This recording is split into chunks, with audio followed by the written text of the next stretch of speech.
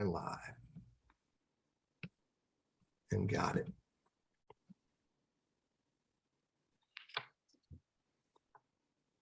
It is high noon on July 27th.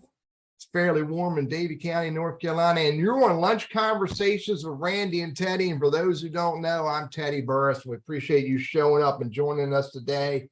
The conversation today is going to be really interesting. We've got an author joining us, and you'll enjoy the conversation. Let's just leave it at that. Hey, Lunch Conversations with Randy and Teddy is sponsored by the Elder Law Firm out of Greensboro, North by God, Carolina.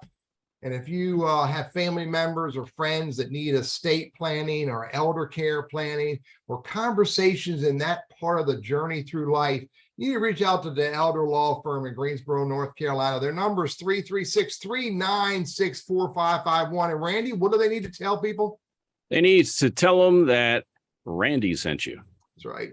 Otherwise, it just do it. So just do it. Cool stuff. So, hey, Jason, good to have you on here. We'll get with you in a minute. If you, he hasn't left yet, Randy, so we haven't scared him off. Good. So, good. Hey, for those who have never met me, I'm Teddy Burriss. I'm going to let my buddy introduce himself in a minute. And I'm a LinkedIn strategist, trainer, and coach. Work for a company called Burriss Consulting. That means I work for my wife. And we teach business professionals across all industries how to use LinkedIn as a business tool, how to use it for prospecting and networking and brand development and marketing. It's a whole lot of fun. But today I'm all about Lunch Conversations with Randy and Teddy. Let me let my partner in crime, can I call you that? As long as the law isn't listening, you can say anything you want to, Teddy. Tell peeps who you is, man. Randy Wooden with Goodwill Industries of North Carolina, right here in we're not the heart of North. What are we? We're the foot of the Piedmont, right? Are we the Piedmont or not? We're not the Piedmont. Yeah, we are. We're in the Piedmont Triad. That's where we are. That's where I am. I know where you are, but I run a professional center. A lot of folks that have been on this call, some of the folks that have been guests have been clients of mine. Our services are free. If you're in a job search and for whatever reason, it could be, I don't know, you don't know what you want to do when you grow up. You're facing challenges, issues. Teddy, good example right there. But we're happy to help. We're free. Just find me on LinkedIn, reach out to me after the show, and we're happy to get you on the calendar. And here again, when you're happy, I'm happy. But you know what also makes me happy, Teddy, and that is spending time with you and learning from our guests. I've learned a heck of a lot these last 3 years, and this week is no exception. So if you've got questions for our guests, make sure you put them in the chat. Teddy will monitor that, try to work those in. Jason Butler joins us. And Jason, I'll have you introduce yourself, and then we'll dive into today's show. But briefly, we're going to talk about the importance of belonging. Jason's an author of a book, The Village Mindset. We'll get into that. And I think you're going to really, really enjoy today's show because, look, this great turnover tsunami we've seen, people are changing jobs left and right. And for a lot of reasons that deal with money because, well, you can. There's more money to be had out there.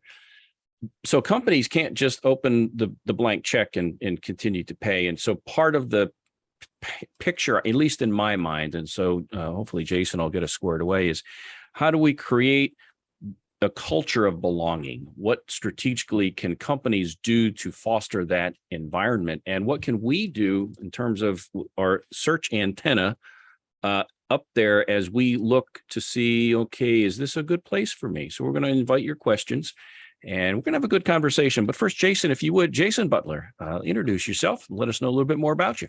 Hey, y'all. It's great to be with you today. I am Jason. I live here in Raleigh, North Carolina. I have 20 years of leadership experience in community-facing organizations as executive director. I was a pastor for a long time, a business entrepreneur, a couple startups I have a master's in intercultural studies, graduate of Campbell University, and also have a doctorate from Duke. And as Randy just mentioned, I came out with a new book just recently, The Village Mindset, talking about belonging, adaptability, and expanding your influence through the power of compassion.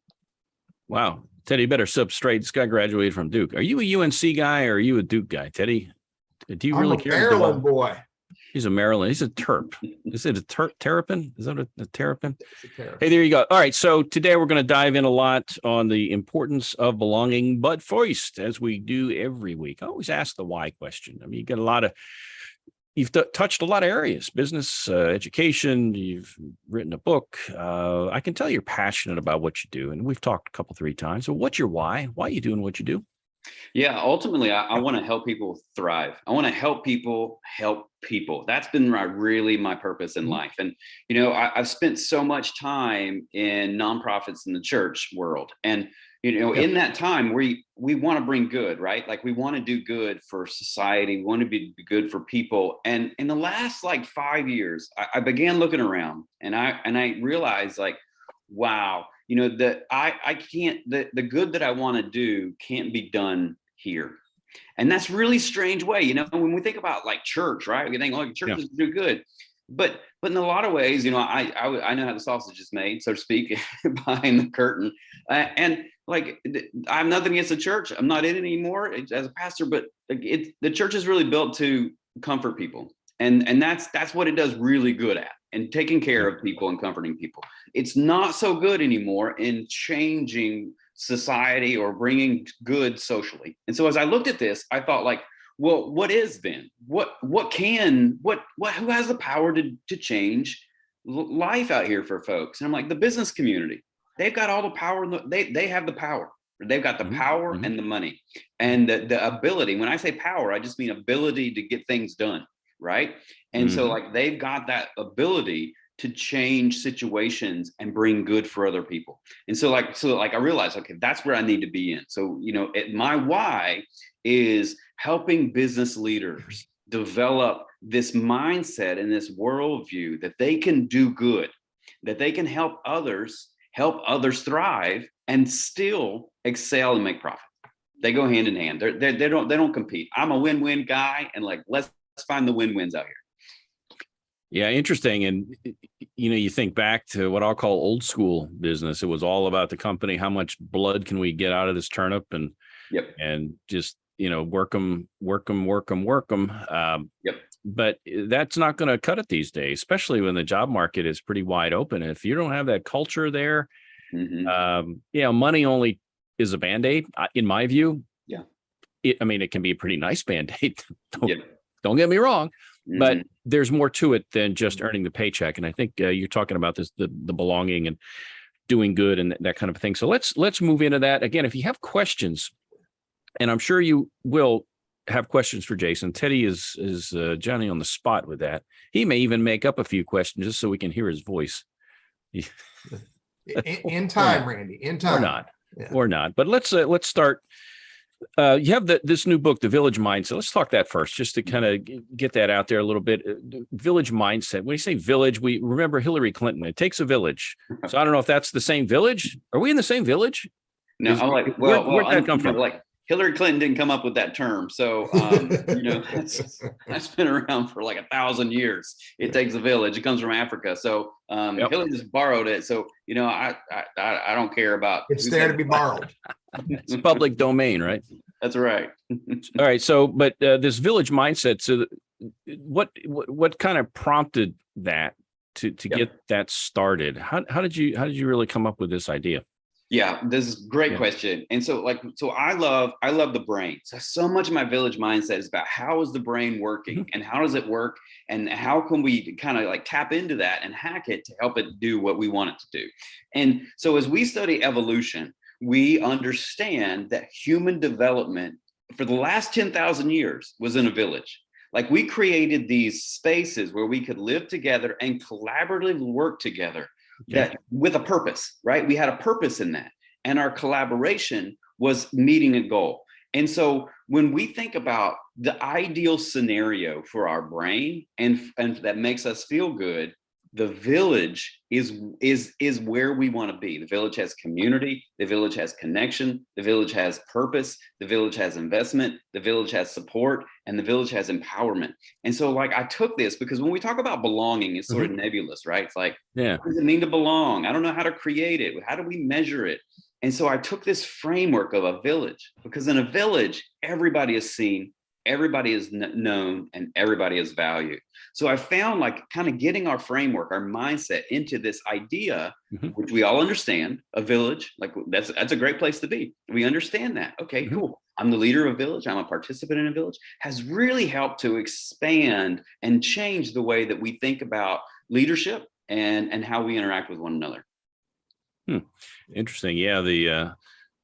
I go back to the but it takes a village kind of thing. And really, villages can mean different things to different people. So as we apply it to the business world, I'm really looking forward to hearing your perspective. So let's dive in. The power of compassion. We all know what compassion is. Do we know what the power is, and how do we define that? What's this power of compassion for business leaders? Yeah, absolutely. So like probably, if you were like me, you sort of grow up and you're like, well, compassion is weakness, right? Don't have compassion, especially in the, you have compassion with your kids, but you don't have compassion in the workplace but like to me, that's a fallacy, because when you study science, when you study biology, we have this nerve that runs like from our brain all throughout our body. It's called the vagus nerve. And it goes into our heart and our liver and our lungs and our intestines, everywhere. It controls so much. And science, when they get you under an MRI and they watch this nerve, when you have a compassionate thought or you do something compassionate for someone else, the brain releases positive hormones all throughout your body. I mean, this makes sense, right? When you do something kind for somebody, how do you feel? You feel good. You feel good. The brain is saying, this is great. Do more of this. This is what I want you to do. This will help flourishing. And so we find like compassion also lowers stress, lowers blood pressure. It increases our speech capacity, increases our thought capacity, and clear. We can think clear, and also increases our likability. And like a lot of C-suite executives need that right now, right? Improving our likability, because so we are wired biologically and evolutionarily to operate in compassion, and compassion directly counters the effects of stress. So for me, like our best selves, our best leadership humans is when we are acting in compassion, and science has proven this. When we're acting in stress, we're not thinking clearly, we're not talking clearly, our blood pressure's up, our heart rate is up. And so when we're unkind to one another, that's stress. Like when we're mean, when we're hateful, we're ugly, that's stress. When compassion, like I really think this is a biological superpower. The greatest leaders are compassionate leaders. Yeah, Teddy's quite the compassionate guy, aren't you, Teddy? Randy, stay on track, dude. Jason, I'm with you. I studied leadership programs. I'm a facilitator for leadership courses from a company called DDI, Dimension Dynamics International, and compassion, and empathy, and support. There's 5. I'm trying to remember the 5, but I don't have them clearly in my head right now. But there's 5 philosophies, and compassion and empathy is right in the mix that too often leaders don't use or don't use appropriately. And I'm with you, man. It is absolutely not a sign of weakness to be empathetic and compassionate. Something to just bring out a tired cliche too. I was just thinking about it. They don't care what you know until they know you care. And in this case, that kind of plays into that. And I can think back too, because, I've been in the workplace years, and I can remember some managers I've had that I really seemed to gravitate more. And I think part of that was because I felt like they really took an interest in my welfare, my well-being, and versus just the opposite. We'll just leave it at that, especially if they know somebody who knows me these days. So, but point is that, again, it's a big world, and as a worker, you have choices these days. So we'll get into, part of what I would call the let me do this, Randy. Decision process when looking at a new employer. Yeah, Teddy. Let me do this. I got 11,000 people listening to us. Got 9,000 people on LinkedIn watching us. Drop in chat just the first initial of a leader that you worked for that was compassionate, but yet made stuff happen. Love to see our audience jump in with that. Just the first initial of a leader that you worked for who understood compassion. Titus dropped in B. Look, guarantee you that all of these people that you're referencing in this simple chat, you trusted and respected these leaders, and you go to the end of, and this is, one of those cliche statements, you go to the end of the world to do what they wanted to do. Back to you, Randy. Yeah, I'm wondering about this compassion now. Can this be a learned trait, or are people born with it and have to, or develop it, or what's your thought on that? Yeah, if I want to be a better leader and I want to be more like you, how do I go about that? Yeah, we have to train ourselves like anything else, right? And so it takes intention, and it takes regular practice. We all have it in us. It's a biological given. It's like you have a heart, you have a liver, you sense fear, you have compassion. Like it's given to you. Yeah. And so one of the things I help leaders do is help cultivate this, because we get in stress brain, right? And we're just stressed out, and it's hard to operate in compassion. It's a quick couple minute exercise, and I just ask people, think of your greatest childhood memory. Think of your greatest your best childhood memory. Okay. And we all have them. And now you have it in your head. And now, like, why does your brain keep that memory around?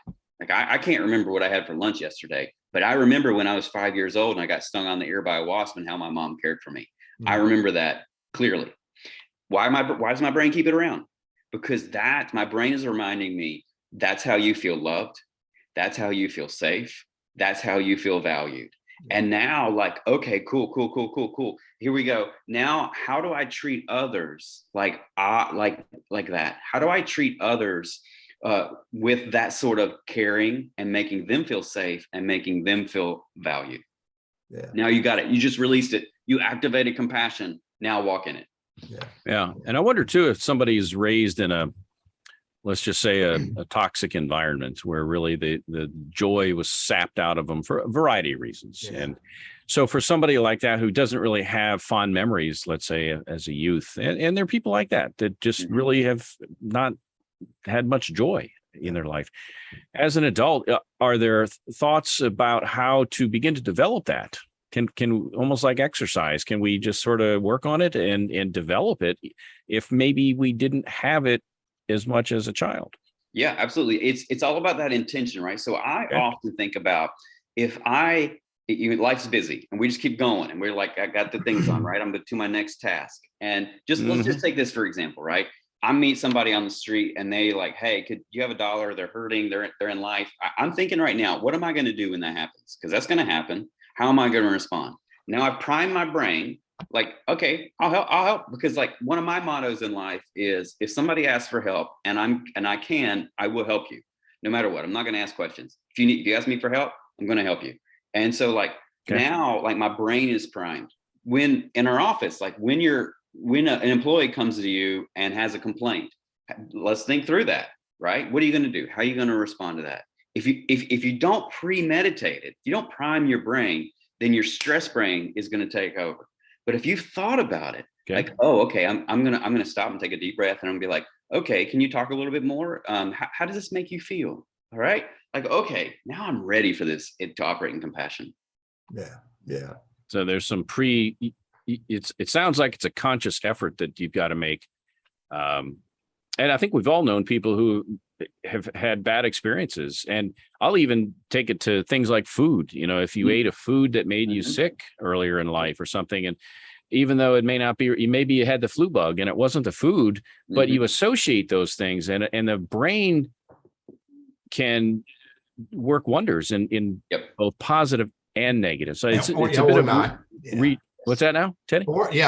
Positive or negative. Yes. Yeah, it can work for a year again, and so trying to train your brain. I guess that's kind of what I'm hearing is conscious effort to make things the way that you want them to be made. Teddy, was there a question that you? I got a couple of them, man. Okay. So first of all, Todd's like, was that your favorite childhood memory?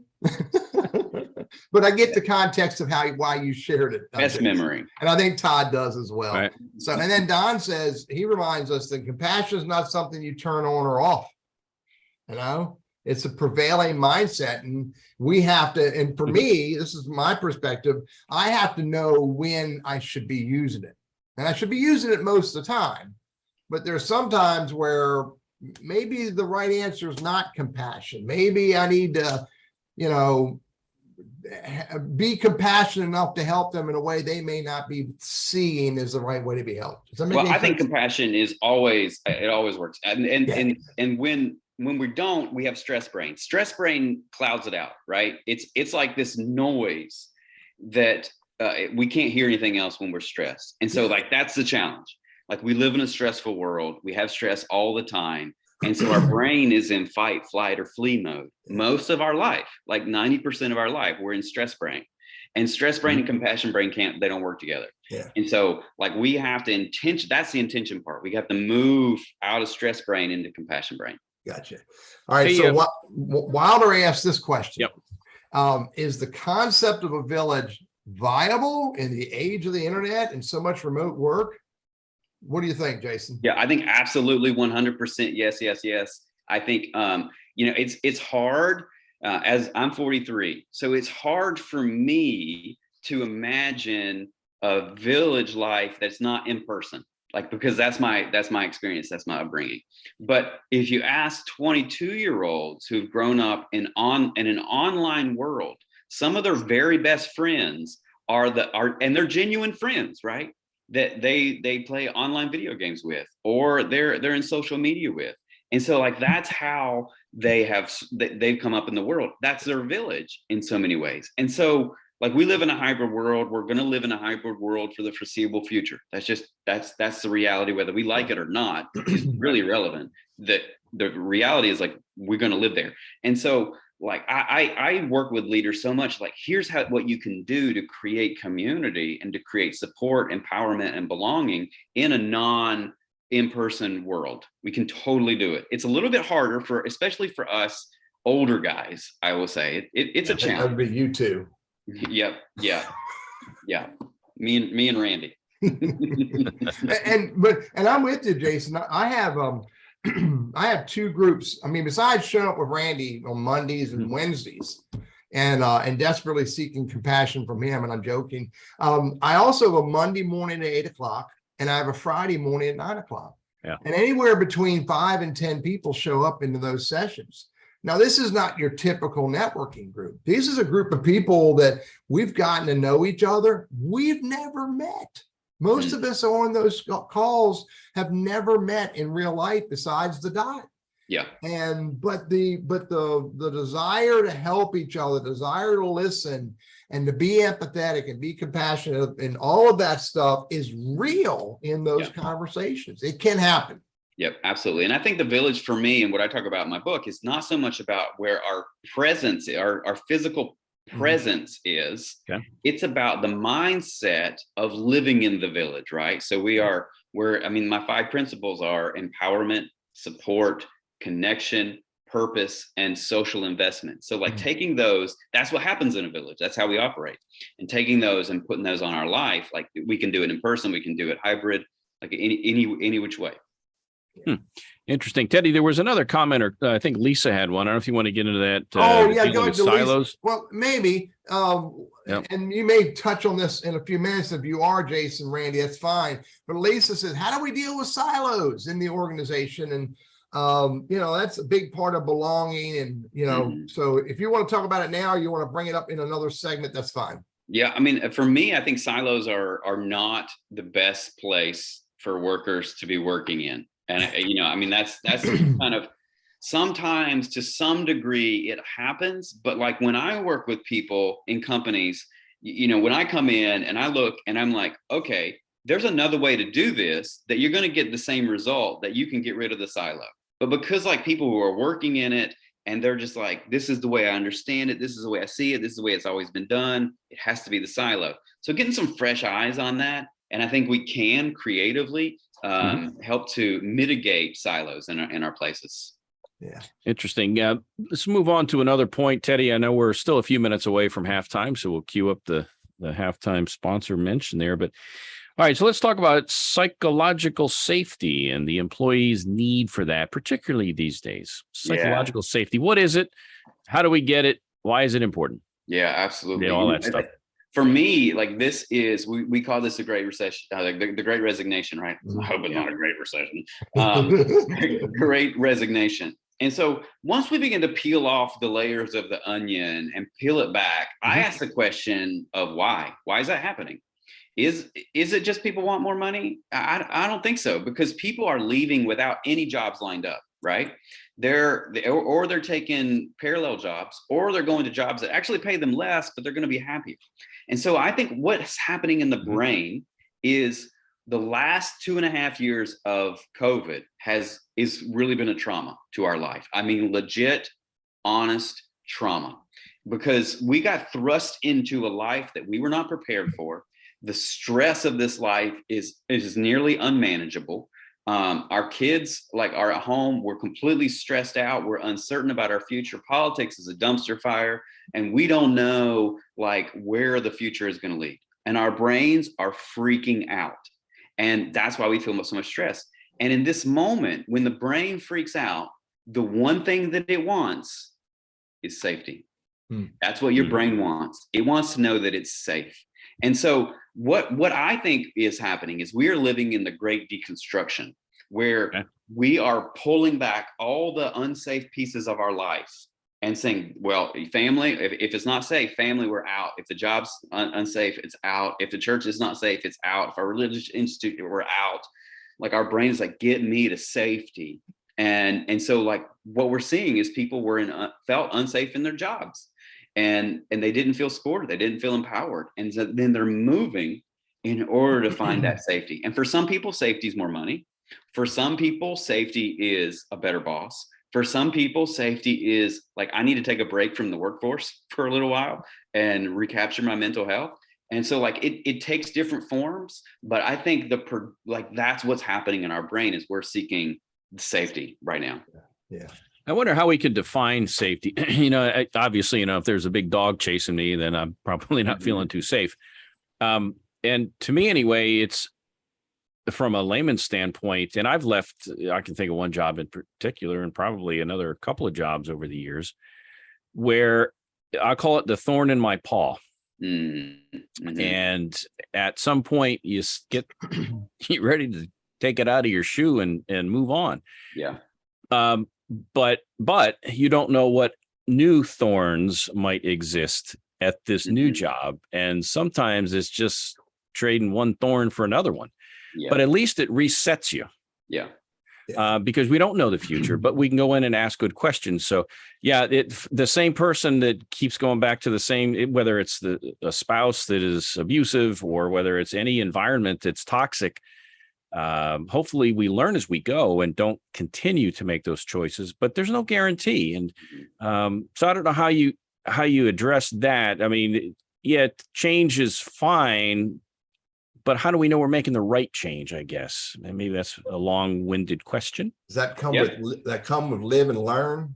Live and learn. Yeah. Well, it's, if we just go back to our evolution and a bear's chasing us and we jump into a lake to get away from the bear, well, maybe there's a shark in there we didn't know about. But at this moment, we have the brain when the brain gets stressed, it's thinking about the one thing.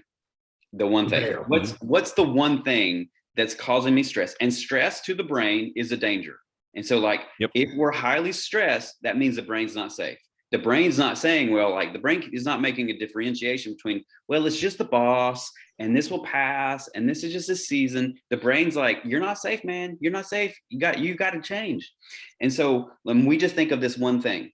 Okay. And so in this moment, it's really great. This is where compassion is. If you can get out of stress brain and begin to think about, okay, logically get other people into your life and thinking let's really define this. Let's talk through this. This is why therapy is great. Let's think in a non-stressful kind of environment to where sometimes it may be maybe I should stay here, but I need to change. I need to stand up for myself.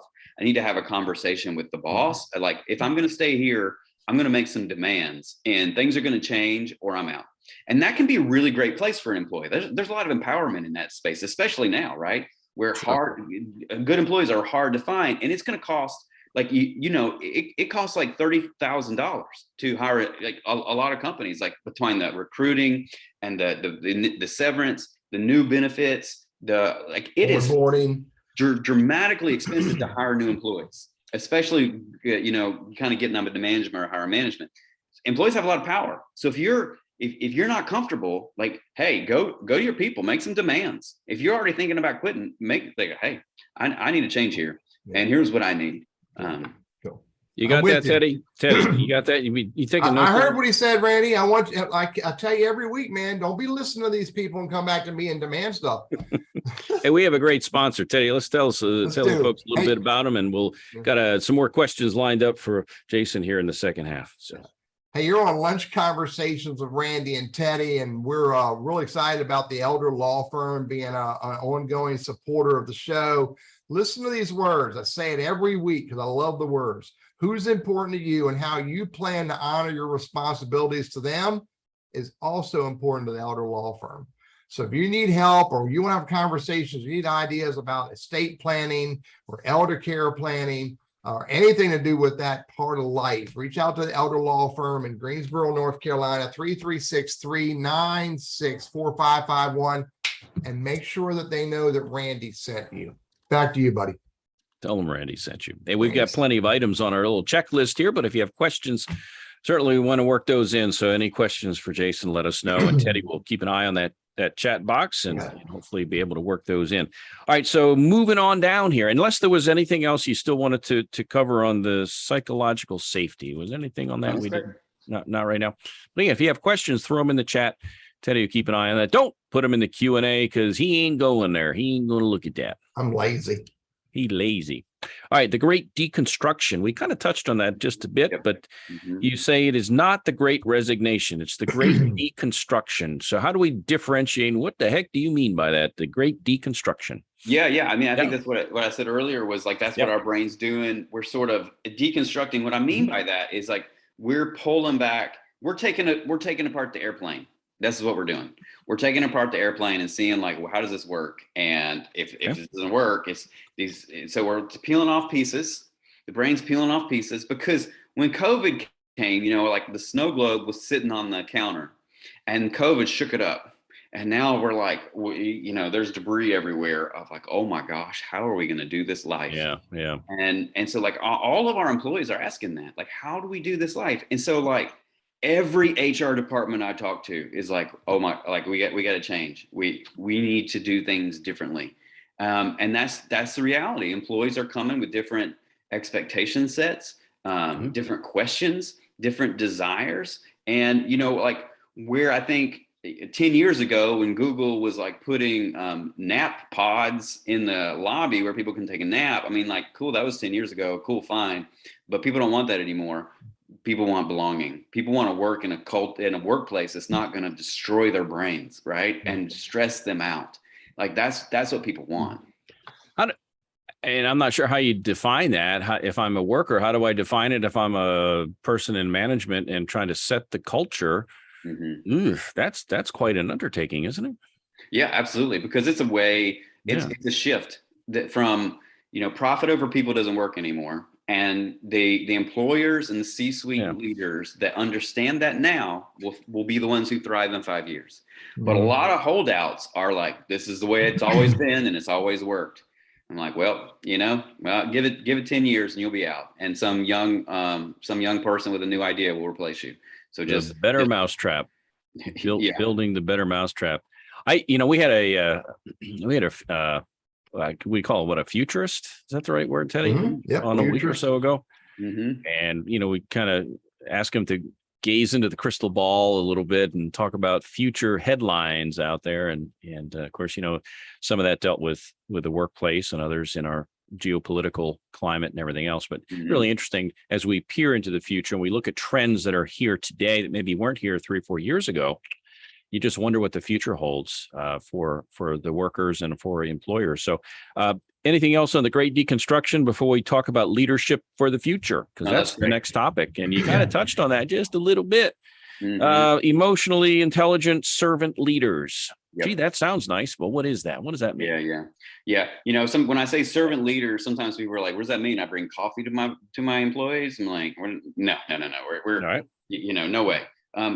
What servant leadership is? It is about empowering the people around you to thrive, so that you are, as a leader, have a great deal of influence. And so how are you going to use that influence? Are you going to empower people, or are you going to exploit people? Are you going to be, and so like, it's this change in mindset. I use Coach K, right? We talked a little bit about sports. I use Coach K. If you're familiar with sports, like late in the 90s, early 2000s, they changed the rule to the one and done, right? And so that means that the best high school players in the nation had to go to school for 1 year. That was a change. They couldn't just jump to the NBA. Right. Coach K resisted this in the beginning because he was an old school guy, right? It's all about the program. It's about the program. I want guys who are going to be here for 3 or 4 years, develop the program. And he couldn't win like that anymore. Mm-hmm. So he shifted and he adapted and he took these one and dones, the best players, and he made, this sort of agreement with them. I'm going to make you the best basketball player you can. I'm gonna use my resources and my network to make sure that you get a chance to win a national championship and you get your top 10 pick in the NBA. And I'm going to do everything I can for you. So he moved from a program coach to a players coach, and the results are hanging in Cameron Indoor Stadium in the Raptors, right? Mm-hmm, mm-hmm. And so like that's what I'm talking about, servant leadership. Do the people around you grow in their own capacities, in their own networks? Are they receiving promotions? Are their lives better? Are they becoming leaders? And so like one of the questions, Donald, like, this is a great question. How does a leader, the old school leader, being tough and no emotions, hard-nosed, how do you approach these leaders? Well, there's this amazing science out there called the book called The Power Paradox. Fantastic book. It's written by Dr. Keltner, who is a PhD researcher at Berkeley. And he's been studying power for 20 years. And the book is the result of his academic study. Okay. And he says this: the leaders who rise in society, the ones who gain more power, who rise in their leadership, are the leaders who empower other people. He said, time after time after time again, those leaders who empower others and make other people better around them are the ones that we trust, that we want to follow, that we give our hearts and our souls to, that we want to work hard for, because we know they've got our best interests in mind. And so what I tell leaders is, this approach of servant leadership will enhance your leadership. It will get you promoted. It will make you, it will help you rise in power. And it's not just my opinion, it's science is telling us this. And the leaders that empower other people rise in society. You mentioned a key word that I wanted to go back and mention, and that the word is trust. And the powerful leaders are ones, or the what I'll call the new leaders, or the better leaders, are the ones who empower others, and the workers trust them. Yep. If I'm a leader, and you're the worker bee working for me, how do I trust you? Yeah. So how do I trust? Got to be a mutual thing. I trust you got my back. I got your back. And if we look at the old school dynamic of the boss said it, go do it, or hit the road, right? So the dynamic's changing, but there's got to be that trust. It's got to be a two-way street, though, I would think, right? Yeah, I don't think so. I think as a leader, this is what I tell leaders. As a leader, all of the burden is on you. Okay. It's not on them. And so the more burden you take from them, I think that we should respect and trust one another, because we're humans. And because you're another human and you're giving me at this company 40, 50, 60 hours a week of your life, you spend more time at this company than you do raising your own children. Yeah. I'm going to respect you for that. And I'm going to empower you for that, because you're working at this company. I see your dignity. I'm going to affirm your dignity, namaste, so to speak. And I'm going to work to help you because you're given so much. And when we take that just changed everything, right? If you were an employee and a leader came up to you, and I'm not demanding anything of you, I'm telling you, I see you. I see what you're giving to this place. I see how much you're working. Thank you. Now, now what happens? Now you're going to trust that person even more, right? The trust, we just raised the trust level. Yeah. Up because they're not asking anything of me, but now they're going to give it, right? They're going to give it. And now I can trust you. Now you're giving me your trust so I can trust you. Now we're hand in hand in this effort. Yeah. There's a lot to be said for the want to, yeah. And versus the pushing versus pulling. And back in the old school, it's push, push, push. And now I see more of a pull. And we're in this together, and let's both benefit versus if you don't do this, you're out the door. Yeah, that's right. The best leaders lead from behind. The best leaders lead from behind, not up front. And Lisa, and in Lisa's context, what about the mindset of individuals in an organization who say, I don't want you to tell me what to do? Well, you just answered that, Jason. I don't need to tell the leader what to do. I can encourage, I can motivate, I can inspire, I use the word invite them to look at something different and try something different. What are your thoughts on Lisa's questions about hard-headed leaders who don't want to change or don't want to listen to people telling them what to do? Yeah. I mean, I tell stories of the people who do better than them. I'm like, okay, you can do that. But let me tell you about this story over here. Bob at such and such a company. He's 53 and this is what he's doing over there, and they're killing it. And I want to tell you about Teddy over here. And I want to tell you about Sarah over here, who was just promoted as the CEO of this company. And she was doing that. So you can keep doing whatever you're doing. That's just fine. But while you're doing that, like, these people are killing it over there and they're rising. So, eating your lunch. Yeah. All right. So that's the leadership of the future. Anything else you'd like to add before we talk about how belonging creates adaptability? I think that's it. I think we covered that pretty good. Unless anybody has a question. Well, if they do, Teddy will work it in. How belonging creates adaptability. What's that all about? Yeah. So we come from this misunderstanding of evolutionary biology. I think of like the strongest will survive, right? Yeah. And actually, and I have slides on this. I talk about it in my book. Darwin actually said the ones that are most sympathetic will be the ones that produce the most offspring, and they will then they will thrive and they will live. And that makes sense. Completely intuitively makes sense, right? If the strongest survive, we'd have like 6 humans around in the world, right? Because like there's the strongest, and everybody else killed each other, and they killed each other. It's like the Highlander. There can only be one, right? And but that's not the way that humans work.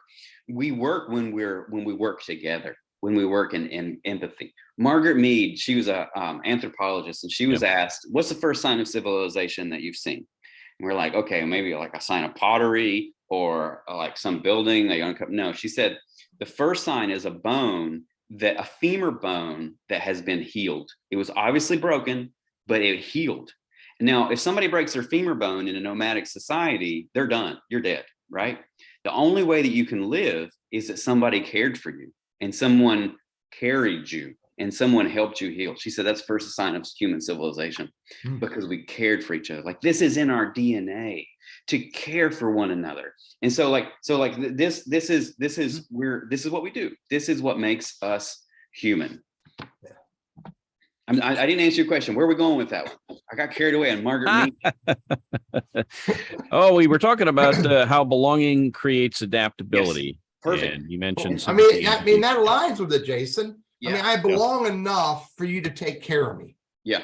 And then if you take care of me, I take care of you, then that creates civilizations that grow. Yes. And as leaders, right? Like, okay, if you're a leader out there, I'm sure you have great ideas. You got good ideas, but you don't know everything about everything. Like, I don't know everything about everything. I'm a pretty smart guy. I've got a doctorate, but like, I always, in leadership, I always pull other people in when we're facing a problem.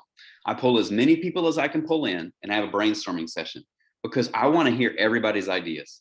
I want to hear, what do you think of this? How do we fix this problem? And like, okay, some people may have crazy ideas that don't work, but some people in that room are going to throw some ideas that I haven't thought about. And like, oh, we can synthesize these. You're right. I haven't thought about that perspective. And together, our minds, now we can adapt in a better way. Now we've pivoted, we've adapted. This is why I love DEI, right? This is why I love diversity. Because if we're just a group of, 50-something-year-old white dudes sitting around a table making decisions for our company. We represent 20% of the world's experience. Like, that's not enough. We need as much experience and different perspectives and wisdoms around the table that we can make a decision. Yeah. Now you from over there, you have a different experience, and you have a different experience, and you have a different culture, and you have a different culture. Let's brainstorm this together, and we'll be stronger at adapting. Yeah. You're finding that older guys like Teddy over there are more resistant to that. And so that becomes a sales job. Yep. And absolutely. other than, it's my way or the highway, but how do you bring let's say the more senior folks who've always done it this way into the fold and show why it benefits not just them but the company? Do you have any tips on how to make that happen? Yeah, it's hard. Like, by the way, Teddy and I are this close in age. I know I look much older, but we're really just this close in age. So, and we appreciate when you said 50s. Did you catch that, Teddy? I did. But guys in their 50s. I'm proud of my 64-year-old age. I remember the 50s, not the 1950s, but I don't remember 50s. those. Lord help me. That's great. I forgot what my question was, but it was a heck of a question anyway. How do we bring on older people who have been in, like, it makes sense, right? Yeah. Like, people that are in senior leadership who are in their 50s or 60s right now, the way that they got there was doing what they did, right? I mean, it got them to that leadership. It got them to that profitability. It got them to that space and that capacity.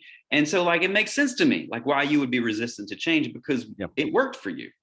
And so, like, it's really, I think, having compassion on them. That's like, sometimes we get to, like, I was in a group of CEOs 2 weeks ago, and a couple of them hated me. Like, they were like, this is dumb. This is the dumbest idea I've heard in my entire life. Like, you're out of touch. You don't know what you're doing. And so, but like, my response could have been like, screw you. What do you know? Like, but that's not and having compassion on them and asking some relevant questions, and asking, like, well, do you remember a time when you were younger and what they did in the 20s? Did it work for you in the 70s? Like, okay, times change. People change. And I also point out to people, the generation gap between Generation X, like the boomer generation, between boomers and Generation Z is the greatest gap in the history of humans. Yeah. We have never faced this sort of knowledge and access to knowledge gap before, ever. Like, that's massive. Like, when if you were living in the 1960s and you were 60 and you had a 20-year-old, basically life is kind of the same. I mean, it's very similar to, in a lot of ways. And you still had to access the older generation for information. You don't have to anymore. We can bypass people, and we can get all the information we need without somebody who's been through it, without somebody older. We can get it. And so, like, this is a big gap. This is a big generation gap. And so what I tell people is, like, you don't have to build a bridge, but you need to understand the gap. And understanding the gap here is really key. That their life, I have an 18-year-old, I have a 14-year-old, their life's completely unimaginably different from me. And I'm only 43. Yeah, and I'm only 45, but I like to lie. And I think, my kids are, kids, but they're in their mid-30s now. And I'm sure they're also experiencing that as they see people coming out of high school and college, and young whippers, you get that whole, generational differences. One nice thing is and there's a term, and I don't know what it's called, but the digital natives, is that it? Yep, that's it. Term? That's for them young folks out there, right? That grew up with this stuff. But I know, Teddy, you've really embraced technology over the years in your golden years, right? So I'm not quite there yet, Randy, but I'm with you, Randy. I mean, you and I are similar, and Jason, I'm a notch beyond you. I have a 40-year-old daughter, 33-year-old daughter. I have 4 daughters in that generation. I have an 18-year-old granddaughter who's a junior at UNC. in Chapel Hill, and I have a 5-year-old grandsons, and I watch this entire spectrum of 3 big generations, and I watch what they're doing. I watch how they learn with each other and how they work with each other, and I'll tell you, this whole mindset of of compassion, this whole mindset of conversation and belonging together, you can see that across this whole thing, and you can see where it works, and you can see where it may need some help. And it's pretty interesting to see it.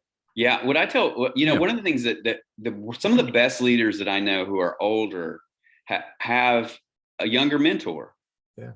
Like a 20-something mentor. Like this is fantastic. When I see that, I'm like, that's the leader of that guy, that woman. She knows what she's doing. When you understand, when you recognize that there is a wisdom and experience and a knowledge in younger folks that you don't have, like I don't have, and they're like, okay, I need to understand the world and where we're going.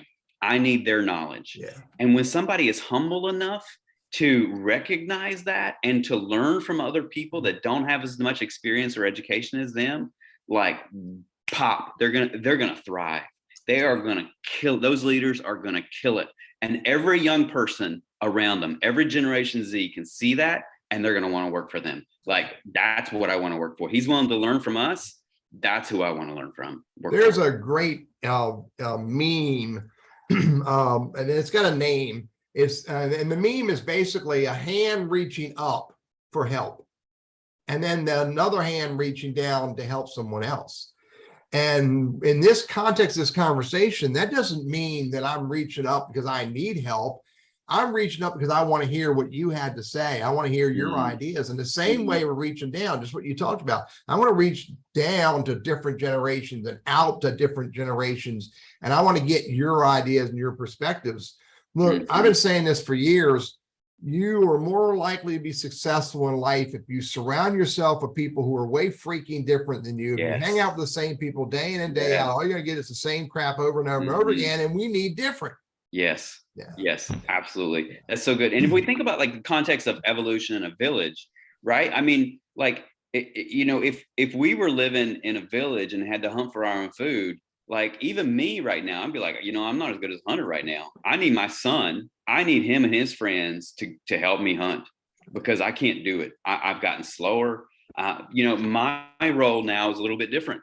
My role is to be kind of like the wisdom giver and to help give people wisdom. But I'm going to depend and rely upon them in this new way. And so like in the same way in the workforce, older generation relying upon a younger generation and not thinking like we can do it all. We've done it all. We don't need it. They're just stupid and out of touch. Like, gosh, I can't understand them. Like, no, they've got wisdom. They've got experience. They're talented and hungry. And let's tap into that and empower it and not squash it.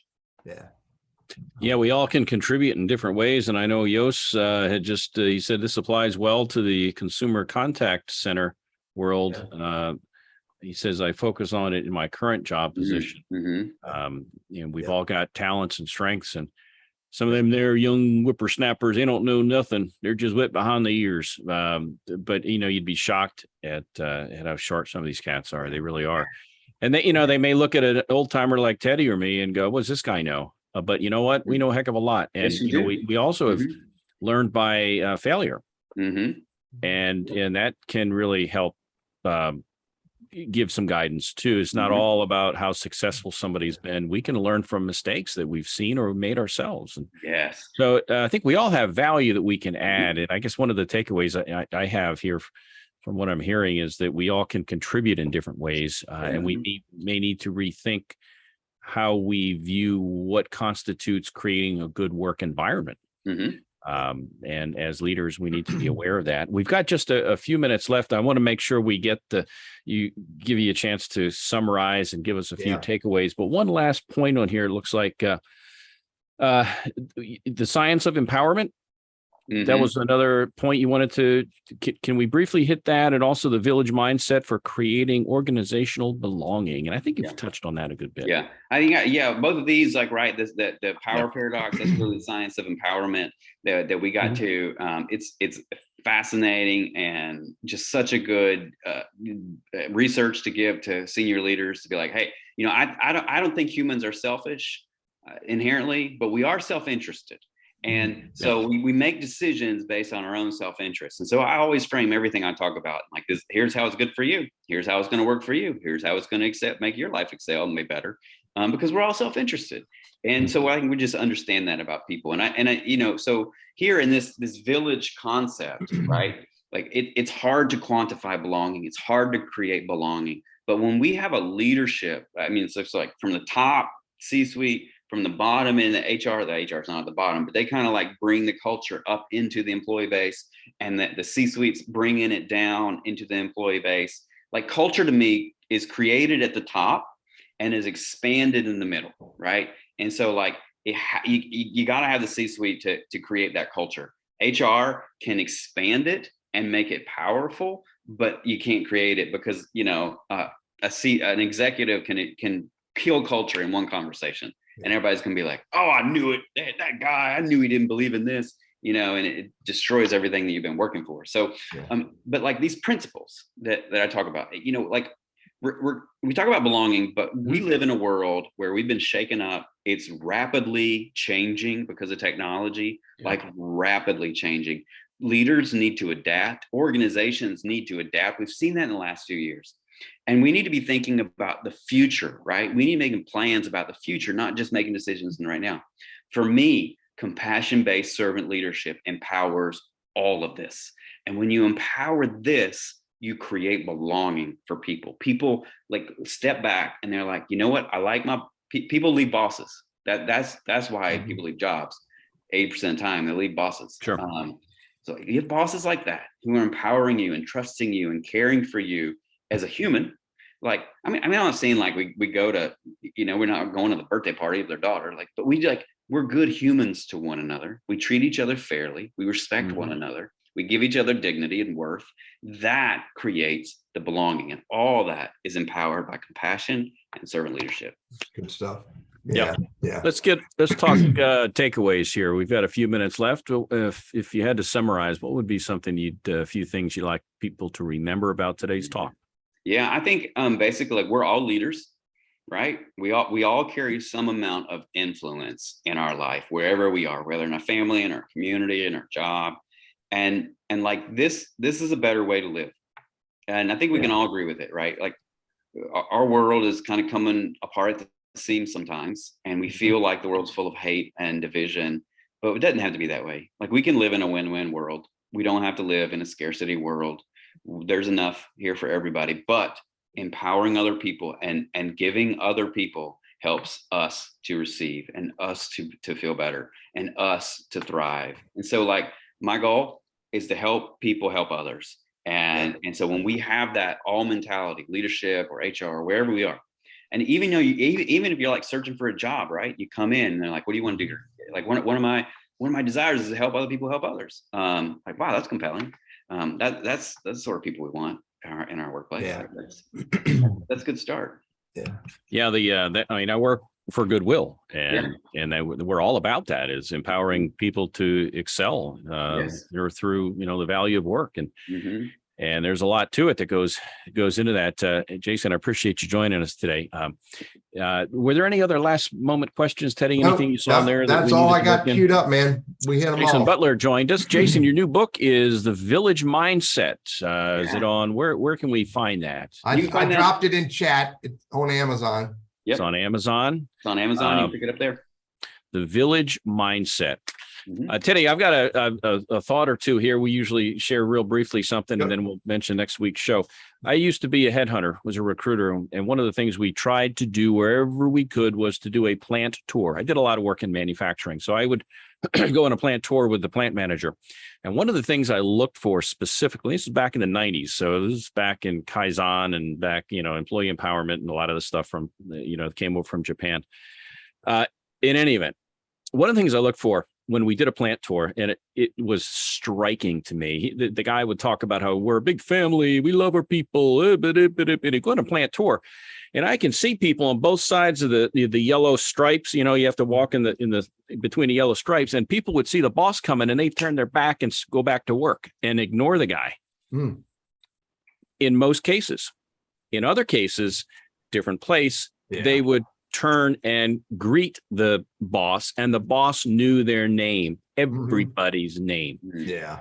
And if nothing else, that to me sent off some big old flag. Red flags, or really, I guess, white flags? Is that the opposite of red flag? But it goes back to that rapport and that relationship that people had. And you can see it pretty evidently if you really have your eyes open. So again, Jason, appreciate you hanging on with us for an hour. And Teddy, anything you want to add? And no, I'll our show next week. I'll never forget, real quick, when my mindset changed from my job is to help businesses be successful to my job is to help humans be successful. And when that phrase in my mind changed, it changed my life forever. Jason, thanks a lot for being on with us. I really appreciate it. Next week, our special guest is going to be somebody out of our audience, Todd Porter, who hangs out with us every week. Todd's going to come in here and going to bring a conversation about the state of recruiting. He's also listen to this. This is why you need to be with us next week. He's going to share tips and secrets that you have never heard a recruiter share with you. So next week, 11:55 a.m., lunch conversations with Randy and Teddy, sponsored by the Elder Law Firm out of Greensboro, North Carolina. Jason, thanks a lot. Thanks, our audience, thank you very much for everybody being here. Randy, I'll talk to you later, buddy. Next week. All right. Take care, guys. See you. Bye.